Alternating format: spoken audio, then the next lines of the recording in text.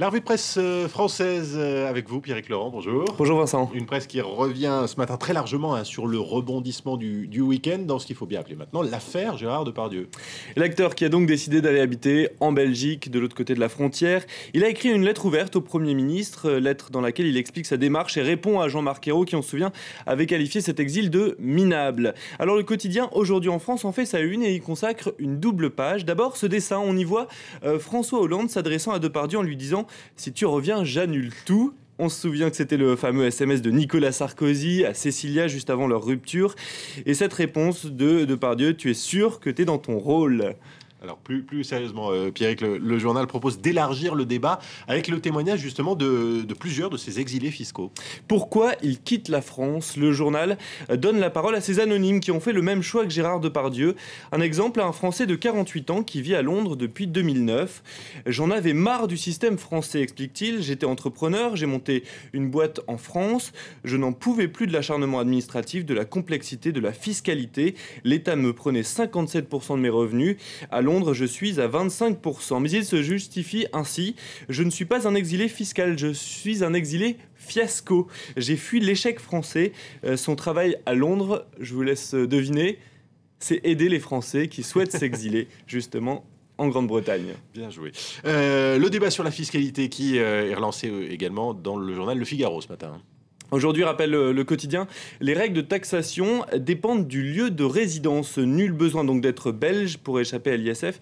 Il suffit d'habiter du bon côté de la frontière. Alors pourquoi Gérard Depardieu menace-t-il de changer de nationalité ?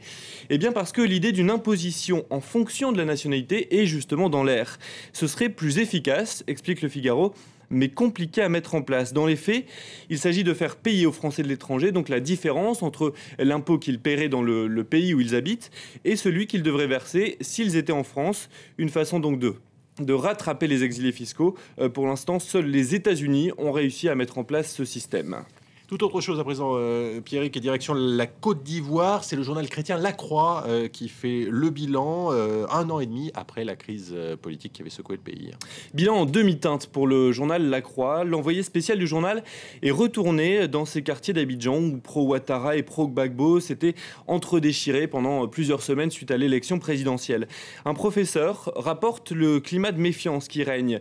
L'économie a redémarré, la ville n'a jamais été aussi propre. Extérieurement, on donne l'impression que tout va bien, que l'on est passé à autre chose. Mais si vous appartenez en fait à l'ethnie réputée pro-Gbagbo, eh bien vous avez peur qu'on vous reproche à un barrage de police dans votre milieu professionnel. Pour La Croix, la réconciliation est presque au point mort. Le quotidien qui explique aussi la feuille de route adoptée par le président Alassane Ouattara. Le chef de l'État en est persuadé, les perspectives d'enrichissement vont détourner les Ivoiriens de leur envie d'en découdre.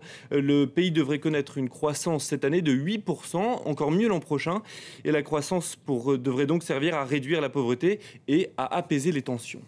On termine, Pierrick, cette revue de presse française avec les manifestations pour le mariage homosexuel qui se sont tenues ce week-end en France. Rue 89 se demande à quoi vont ressembler ces mariages gays. Et oui, pour les professionnels du mariage, c'est la grande inconnue, explique Rue 89 qui a pris la direction des États-Unis justement. Là-bas, il est déjà possible pour des couples homosexuels de se marier dans quelques États. Alors des agences spécialisées ont fleuri, elles se sont créées pour organiser ces mariages. Leurs responsables racontent les différentes étapes. Alors pour les fiançailles par exemple, pas de bague ni de demande formelle, ça se passe souvent simplement autour d'une conversation, parfois autour d'un bon repas. Ce n'est pas l'un ou l'autre qui doit faire la demande en particulier. Pour la tenue de mariage, eh bien les couples font souvent leur shopping ensemble. Beaucoup sont ensemble depuis 20 ans, alors pourquoi se préparer chacun dans son coin ? Dans la cérémonie, les familles ont souvent une place moins importante, tandis que les amis, eux, sont mis en avant. Et puis l'une des questions les plus délicates porte sur la première danse, généralement réservée, on le sait, à la mariée et à son père. Et bien là-dessus, pas de conseil particulier, si ce n'est celui d'en discuter, tout simplement. Ouais, peut-être de choisir ceux qui dansent le mieux. Merci Pierrick Laurent, c'était donc la revue de presse française.